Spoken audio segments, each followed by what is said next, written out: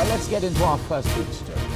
One of Nigeria's international airports, the Nnamdi Azikiwe International Airport in Abuja, will be shut temporarily for repairs for 6 weeks in 2017. Details in this report. The visit is coming barely 3 days after the government announced that all Abuja-bound domestic and international flights would be diverted to Kaduna for 6 weeks in 2017 to enable the government upgrade the airport's runway. Passengers would then be transported by government-provided buses to Abuja, some 210 kilometers away. Some Nigerians have expressed fears about passenger safety following reports of banditry and kidnapping along Kaduna-Abuja Road. Nigeria's Minister of State Aviation, Hadi Sirika, promised that the government would provide necessary security measures to travelers. The minister said the runway will still be put in use while the work is going on. He said the 6-week closure was to take advantage of the dry season to reconstruct the midsection of the runway. According to him, the government has put in place adequate arrangements to provide buses to convey passengers to Abuja or to railway stations, depending on the choice of the travelers involved. He assured that the security arrangement would involve the police, Nigerian Security and Civil Defense, Immigration Service, and Customs Service. They are expected to escort passengers from Kaduna to Abuja during the period of closure. The minister noted that there had not been any major repairs on the runway since it was constructed in 1982.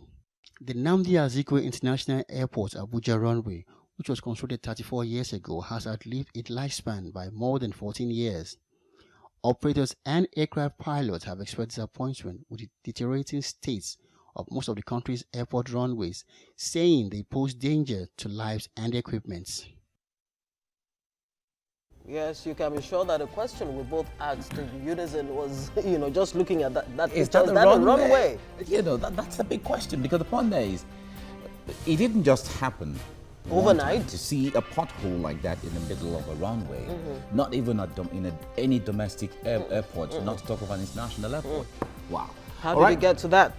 Joining us now is Captain Roland Iyayi. He is the President CEO of Top Brass Aviation Limited. It's good to have you join us. Thank you very much. And compliment the season. Same to you, thank you. Right. Now, first of all, you are one person who has traveled across the world and seen all the best airports in the world and seen maybe even the worst airports in the world. When you come back to Nigeria, your own country, and then the #1 airport in Abuja, the way it is, how do you feel? How embarrassed do you feel, or how interesting does it feel to you to say, well, that's Nigeria or something? Okay, but sorry, before Captain Iyayi can answer that question, we have to go on a break. Have to go on that I wasn't first checking break. the time. Yes, indeed. Let's go on a break.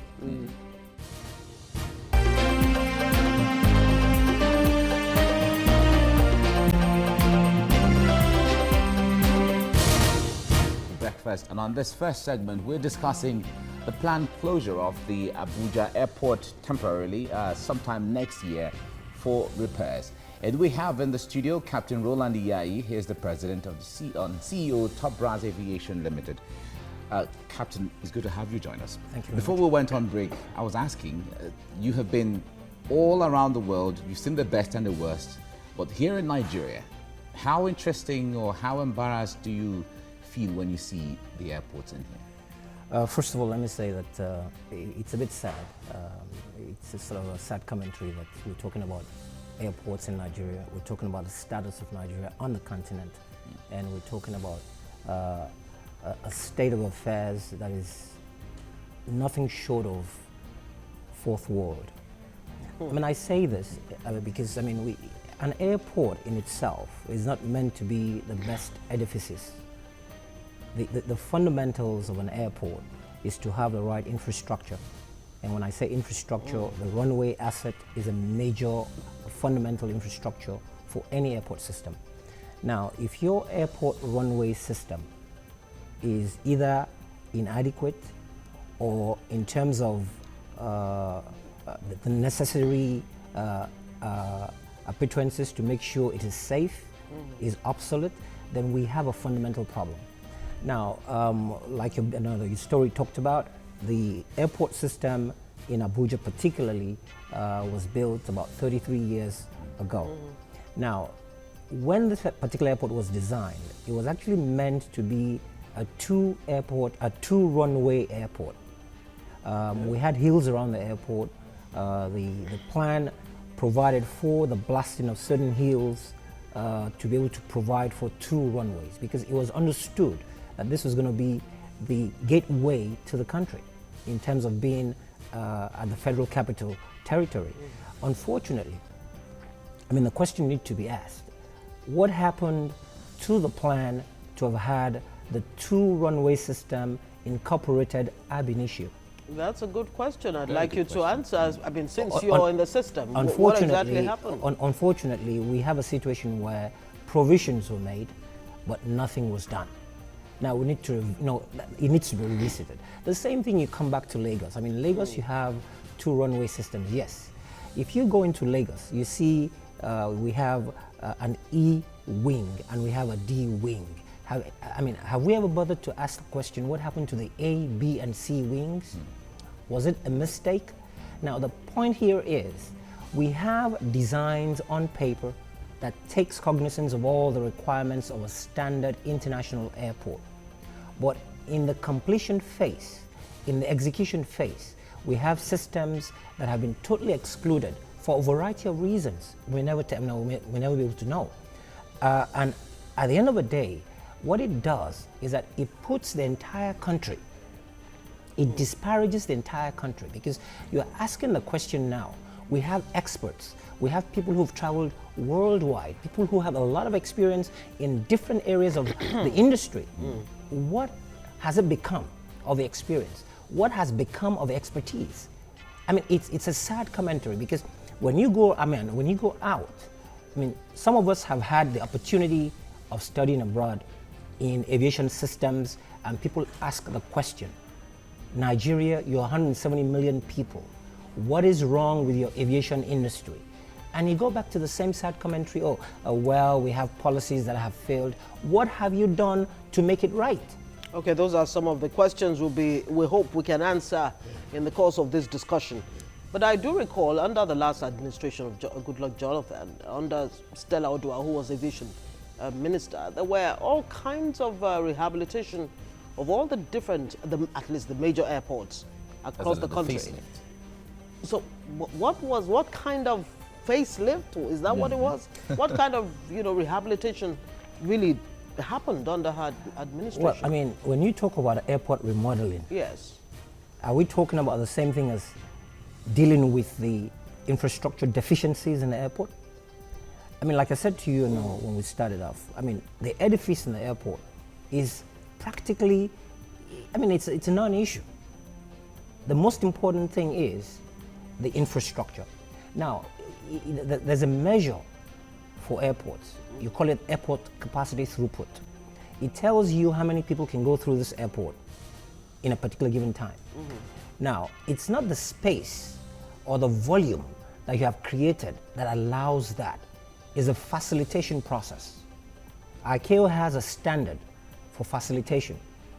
If you arrive at an airport, you deplane, you go through immigration customs, pick up your bag, and leave the airport. If all of that would happen outside of 30 minutes, then there's a problem with that airport. Now, tell me one Nigerian airport where you would go through the airport system within 30 from minutes. Off the airplane through picking up your bags, either a domestic flight or an international flight, and you would not have expended more than 30 minutes. I need to know that airport. Now, the problem here is, it's the infrastructure.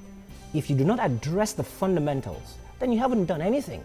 You can have the best buildings in the entire world, and you haven't done anything. So the work that was done under Stella Odua had nothing to do with the infrastructure. She actually, she made it clear to everybody she was remodeling the airport. Remodeling didn't have to do with infrastructure. And what we saw, fundamentally, were aluminum claddings on major walls in the airport, light fittings, floors and stuff like that. Air conditioning wasn't even adequate. So the point is, how do we move from a situation where we know what is right to be done and we fail to do it? And then we go back and tell the same people, our people, that we're doing the right things for them, when we know we're not really doing anything for them. So the problem we have, and we would always have, for as long as we're not ready to face the truth, is that we will not deal with the issues with our aviation system. And the policy issues are the key issues. We do not have, to a large extent, the right people in the right places. Okay, I know you're not a construction engineer, but the point is, since you are in the industry, you'll be able to give us some idea. When an airport is going to be constructed, what are supposed to be the factors to be considered in saying, oh, this airport, this is what I want it to be, and things that should be in place? First of all, I mean, when you sort of talk about designing an airport, let's take Abuja, for instance. Abuja is a fundamentally is a gateway to the country. If you look at it from the standpoint that it's a federal capital territory, you assume. And then if you look at the traffic data, which is key in designing any airport, we've looked at it to say that, look, fundamentally in Nigeria, we have 170 million people. If you assume, and this is a fundamental assumption, that 25% of your population will travel by air, then it means you're providing infrastructure network to consider 25% of your total population. In Nigeria, we're talking about approximately 40 million people. Today, we have about between 12 and 15 million traveling. We're not even sure about the data. Now, the point is, between Abuja, Lagos, and Port Harcourt airports, between the three airports, we have a total of 80.2% of the total traveling public in Nigeria go through those three airports. Now, having established that number, and we're saying, okay, look, what can we do to not only accommodate this number, but also talk about the growth plans for the next couple of years, for the next decade. Airports are not planned to be static. Airports are planned to grow. So when you plan an airport and you start and say, okay, look, we have 20 million people going through the system. Okay, what happens in 10 years? Like you have with what's going on with Heathrow. Absolutely. There's provision So for you expansion. must look at the expansion plan. All of that is taken into the original design. Most designs in airports are scalable. And the plan is this. When you design the airport, you have the fundamentals there. When you scale it up, what you're doing is adding some little components to it, modular components to it, to expand the capabilities without necessarily disrupting the original plan. And this is part of what is done in taking cognizance of what you need to do for the maintenance of the airport system as well. Because you don't necessarily have to stop everything you're doing for 6 weeks to maintain the runway in an airport. Excuse me, what you're doing essentially is you're creating more, already the airlines have major problems in Nigeria. You're adding to that problem. You're asking the airlines to move their base of operations for a 6-week period into Kaduna or in this into case, it should Minna, be Kaduna and you're telling passengers that in addition to you flying into Abuja via Kaduna, you have to now worry about the transport system between Kaduna and Abuja. You have to worry about the security issues. You have to worry about so many other things, which ordinarily should not be part of your concern or part of a plan.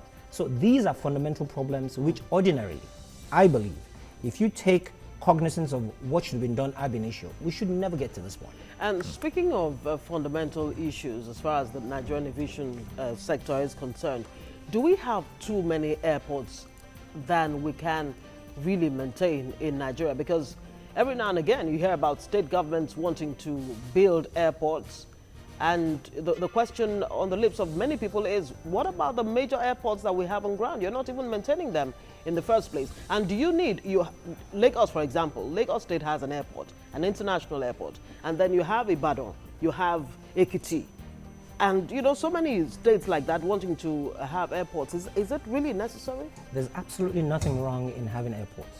Okay. There is absolutely nothing wrong in having a Shagamu airport, in having an Ekpe airport. That's not a problem. Okay, so what is the problem then? What is the purpose? What purpose is that airport designed to serve? In New York, you have 4 airports, 3 major airports: LaGuardia, JFK, and look, it is not so much of how many airports. Okay. It is what they're designed to do. Now, if you look at it from the standpoint of what is the government's thrust, policy thrust for aviation, what is what do we intend to achieve in terms of our aviation system? What is it supposed to do to complement government's policies? Those are the fundamentals that I believe we haven't addressed. And I think it is key before you can address major issues surrounding policy issues. I believe there are ways around it. Okay. But I also believe we need to appreciate what needs to be done and do them right first. Okay. We'll come back to this, and when we also come back, we'll be introducing our second guest. We'll be going on a break now, and then when we come back, we'll continue. But don't forget that we're going out on TVC Entertainment. Viewers there can continue with TVC Breakfast on TVC Nigeria, Concert Channel 190, and DSTV Channel 418. You can also continue to enjoy the show on GoTV 45 and ACTV 510. Stay with us.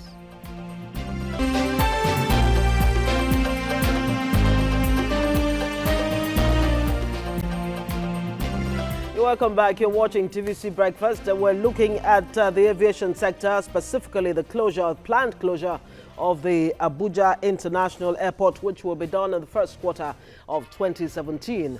We're discussing with our guest, Captain Roland Iyayi, the Abuja Airport that we hear will soon be shut down for 6 months. For 6 weeks. 6 weeks. Sorry, 6 weeks actually. You're In not far away 2017. from 6 months, because six weeks is like 6 months to the airlines and the passengers that go through the stress. I totally agree with Captain that in this 20th century, you do just not shut a major airport down for such operations. The technology and the resources are there for you to do something, maybe close for some hours, to do some things and get our lives back. But asking passengers, airlines, and other accessory services now to start running to airports at about minimum about 1 hour 30 minutes. Look at the risk on the Abuja Kaduna Road, the bad Abuja Mina Road, and Mina Airport itself is a daytime airport, so it's a big stress. And I'm so disappointed that we are going to do this in 2017. We should have gone past this stage. And generally on the airport itself, if anybody that we are proud of the industry, but we cannot say we are proud of our airports. And I personally do not see that getting an airport back on sound 15 under the present management called FAM. Not the person, but the institution and the structure called FAM. We need to take the airport away from the purview of FAM itself. And in doing that, it's either, my position is either we do concession or we take the airport in totality, and that's taking FAM as a body and see how somebody can manage FAM for an organization, not a person, an international reputable airport organization. So we can see that FAM turning around. Oh, all right. Now, with this plans going on now, it means they're going to reroute all the flights, all the international flights to Kaduna and maybe Mina, from what they have said. But does the Kaduna airport have the capacity to withstand the pressure from flights landing and even the number of passengers? I can tell that some of the international flights will definitely cancel their flights. We will not bother to go to Kaduna or Mina to take that risk, because I'm sure the facilities in those two airports cannot manage the quality of operations and services they need. And again, trucking their passengers, because ultimately those passengers get to Abuja is the responsibility of the airlines. So the international, so they might have issues. If something happens between Kaduna and Abuja, will the insurance company accept to pay? These are some of the things that they will think about, and I doubt if they will want to take those two offers. They would rather maybe drop the person. We do hear that the runway will still be in use anyhow during this rehabilitation work. I don't know how true that is, but if that were the case, what does that mean? What are the implications of that happening? I mean, the truth is I really don't have some sort of visibility into what the plan really is. But what I can say is this. The state of the Abuja runway is deplorable. March of 2015, we had an incident in Abuja. We landed at the airport about 8 p.m. at night, and apparently during the day they had some sort of construction work on the airport to mend certain potholes. In the course of doing that, they left some debris on the runway. The worst thing you can ever do on a runway is leave debris on the runway. So what happened basically was that we landed, and on touchdown, the nose gear of the airplane picked up a debris, threw that rock right into the main flaps of the aircraft. Fortunately, it was extended flaps, not the wings. If it was the wings, we would have had a major fuel leakage, maybe probably a fire, and lost the aircraft, possibly. Unfortunately, we reported this to the authorities, and you would have assumed that responsibility would have been taken and nobody did anything. It happened before this government came into play. We made it clear to this new government that this happened, and the reason we did was because, look, it could have been a major catastrophe, and it wouldn't be good for the industry. So the point is, we were making that report so that something needed to be done. But unfortunately, nothing has been done. I mean, I wrote 6 letters to the management of the Federal Airports Authority. The Federal Airports Authority of Nigeria is not a regulator, it's a service provider. And that means they're accountable to the airlines. Now, if I have a situation where my aircraft has sustained a major damage, which in aviation parlance is an accident, because anything that's more than $25,000 is an accident. It cost us $268,000 to fix the aircraft. We could not go to the insurance because now the insurance company is going to be asking you, can we have a copy of the aerodrome manual? The aerodrome manual is a manual that tells you the specifics of what you have at the airport. Now, if in that manual you don't have specifics in terms of procedures whereby they would inform the airlines what they're doing, when they're doing, and how it is being done, and how that is communicated through the air traffic control system, that could be a major, major snag. And of course, it goes back to the issue of insurance payout. Insurance will not pay if the procedures set out at the airports are not clear. Now, like he rightly said, the international airlines cannot fly an aircraft the size of, say for instance, a 747 into a Kaduna airport that has only cover for an aircraft maximum size of a 737. You know, there's a category of airports. And what that says is, the fire cover, for instance, for an airport determines the size of an aircraft that can fly into the airport. You can have a wonderful runway that can take an A380, but if your fire cover does not cover for that category of aircraft, you cannot operate those airplanes into that airfield. And what that means essentially is, you're now limited. Even though you have this airport, this wonderful edifice, you are limited by way of constraints you've created by your own systems.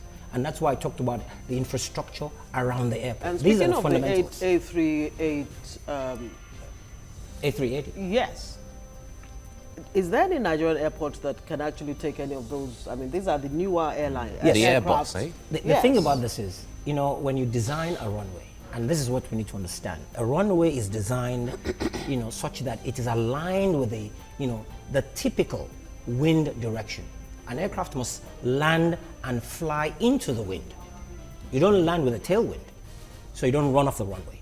That's a standard practice. So the runway is usually aligned along the typical, you know, wind direction. Now, there's a point on the runway you call the touchdown zone.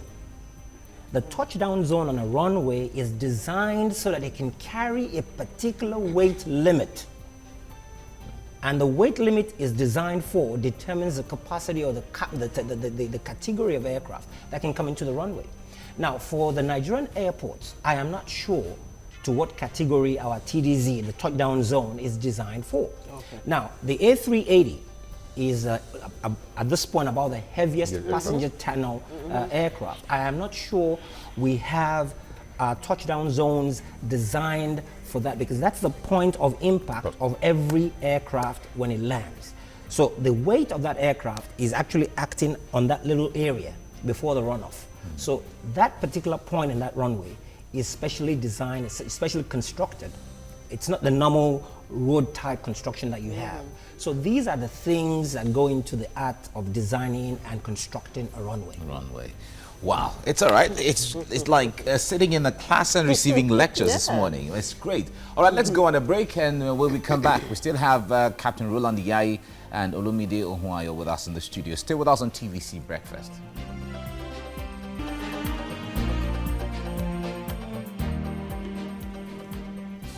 All right, if you're just joining us, you're watching TVC Breakfast, and on this segment, we're discussing the plan to shut down the Abuja International Airport for about 6 weeks. Sometime the first quarter of 2017, and we're discussing the implications of that. We have with us in the studio Captain Roland Iyai, is the president and CEO of Top Brass Aviation Limited, and we have Olumide Onwayo, an aviation analyst with us in the studio. Now, Olumide, let me come to you on this. The Abuja airport, constructed in 1982, had a 20-year lifespan when it comes to the runway. So by 2002, originally the runway is expired.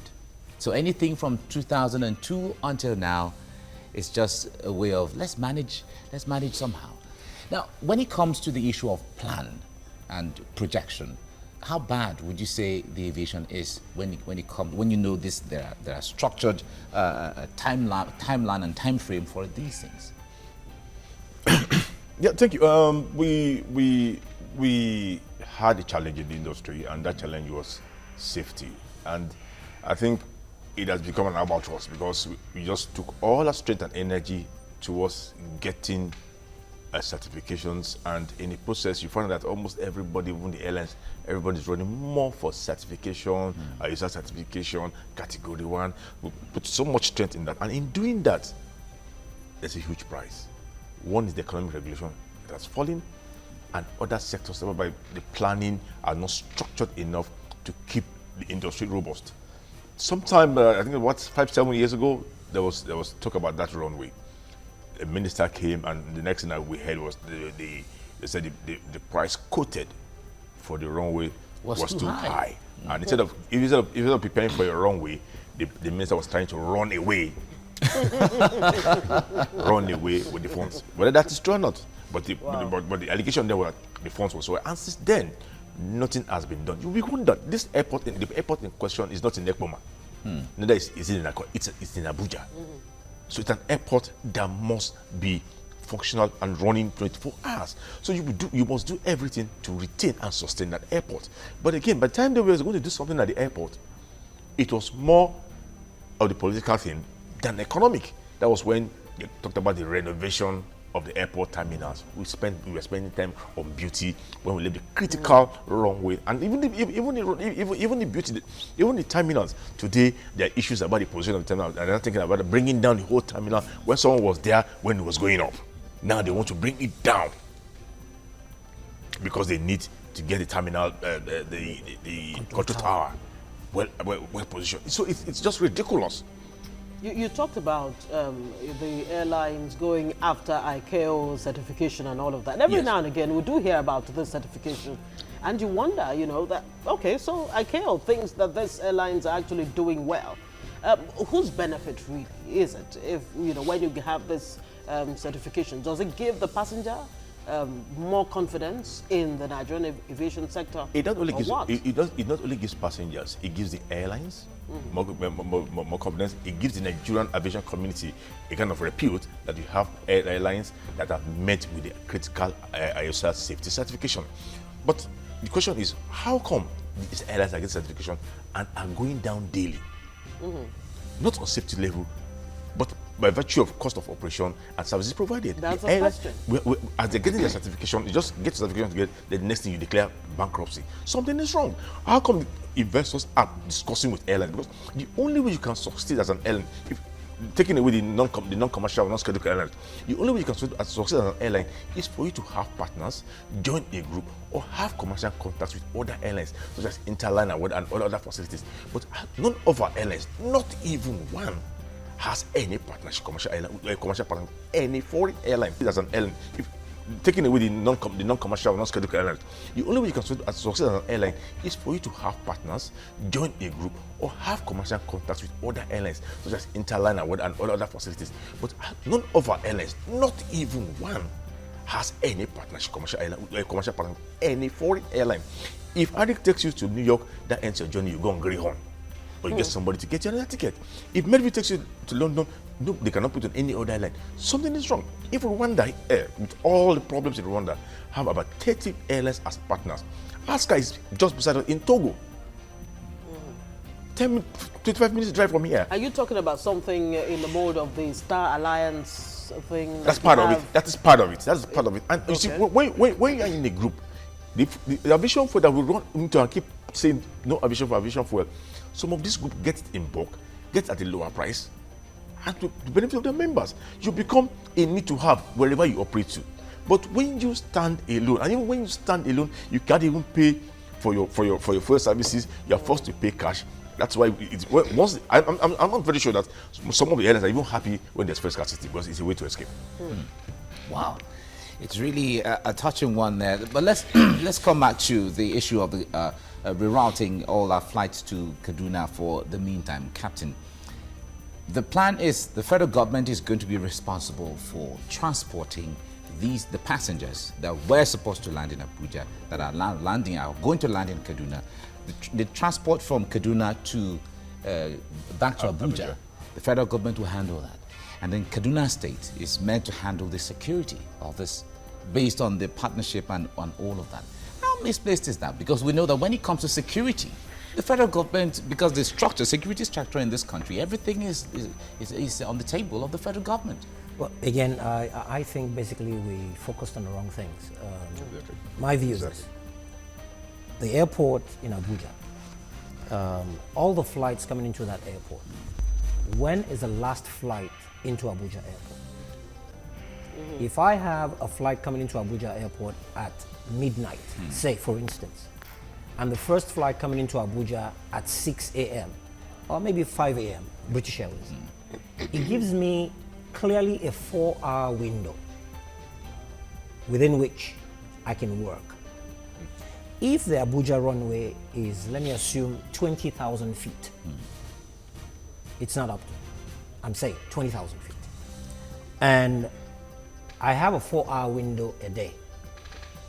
And I get a competent construction firm that is certified and qualified to be able to construct a runway, not a road, a runway. And I say to them, how fast can you go in trying to do sections of this runway between, within a 4-hour window, in trying to scrape, refill, and resurface? How many meters can you close out within the 4-hour window? I would ask that question.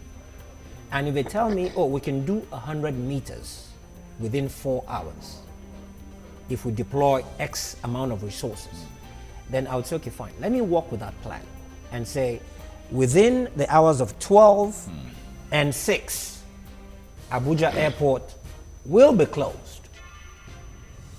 Therefore, all flights that ordinarily would have come into Abuja within that window will have to reschedule. Yeah. What you're saying to airlines is, international airlines will now know that, okay, fine, British Airways, I leave London at maybe 10 and I arrive at 4. I don't have to do that now. I delay the departure to arrive in the window that has been set for the airport. And I'll give an example. A similar thing was done in Malabo, Equatorial Guinea. The airport was closed for windows at night. You couldn't get in there. And as soon as it was 6 a.m., the airport was open. And they did this for a period of time, and in that period of time, that runway was resurfaced. So what is wrong with us? Why can we not do the same thing? So the point is, I do not buy the idea that it is better to go into Kaduna. Let me ask a question. How much acreage do we have for apron space in Kaduna to accommodate the same capacity you're taking out of Abuja? Except, of course, you're assuming that airlines will now cancel flights. So what you're saying then is government should have considered Minna also, since Minna is just within the same... I actually don't think we should have left Abuja. Abuja in the first place. Yeah, I am saying that the government should have engaged, first of all, the stakeholders, understand the issues, then think around those issues, and say, look, how do we resolve these problems? And then without shutting down. Absolutely. Who do you now want to engage? So now tell us, you said something earlier about a partnership that is absent between Nigeria Airlines and other international airlines. What about the bilateral air agreement? What is that all about? Nigeria has an agreement with some 18 destinations of Nigeria. tell us, shed some light on that if you... No, bilateral agreement is between the government of each state, to operate services, airline services into each other's airspace. That's what the bilateral agreement. So it's signed. So if you have an aircraft that is ready to go, it meets with the regulatory body and meets their conditions, and you start operation based on what you've signed in the agreement. But commercial is all. The commercial agreement I'm talking about is supposed to be between airlines, and before they can discuss with you, they look at your system, your processes, and your governance. This is what is lacking in that system, and that's why nobody is discussing. Nobody's come to discuss. No functional airline, no good airline will come and discuss with an airline that don't have a functional board of directors. So Nigeria should be looking in that direction. Exactly. All right. On that note, gentlemen, we'll have to say thank you so much for joining us on the show this morning, Captain Roland Iyayi and Olumide Onwayo. Thank you so much for your time and your insights.